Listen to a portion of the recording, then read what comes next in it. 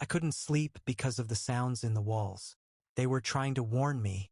2 days ago, I woke up to something crawling inside the walls. The sound was slow, like slithering, utterly bone-chilling. I was terrified. I pressed my ear against the wall and heard it again. I tried to drown it out with music and earplugs. It didn't help. Couldn't sleep. After my divorce, I moved into this cheap apartment.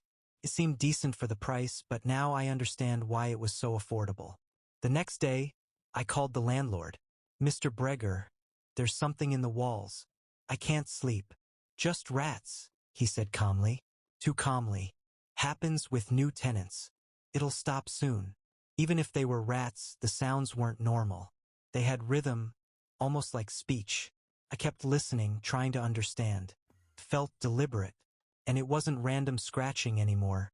It was a voice, whispering in some guttural language I couldn't understand.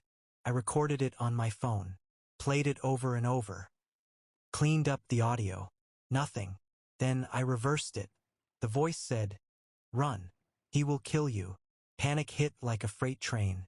But instead of running, I bought a sledgehammer. I smashed the wall open.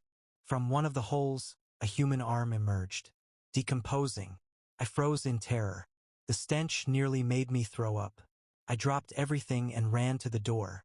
I opened it, and there stood Mr. Breger, hand raised to knock. "Oh, just checking on the rats," he said, smiling too warmly. "They're gone," I stammered.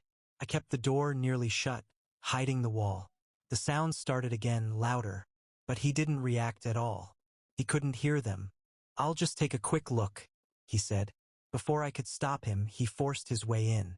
His eyes landed on the wall and the arm. He went still. "So, you found them," he said quietly. "What?" "You found the other tenants.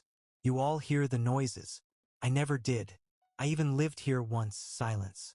"But every tenant, always hearing things." My blood went cold. "He killed them, hid them in the walls." You killed them." He nodded slightly. "And now I'll have to kill you too." He lunged. We crashed to the floor, fighting, choking, hitting. Pure chaos. I was fighting for my life. Then I grabbed the sledgehammer. One swing. Crushed his skull. Silence. The voices stopped. I realized they weren't hallucinations. They were the victims, warning me. Now I sit here, writing this, waiting for the police. I don't know what happens next. Maybe they'll arrest me. Maybe they'll believe me.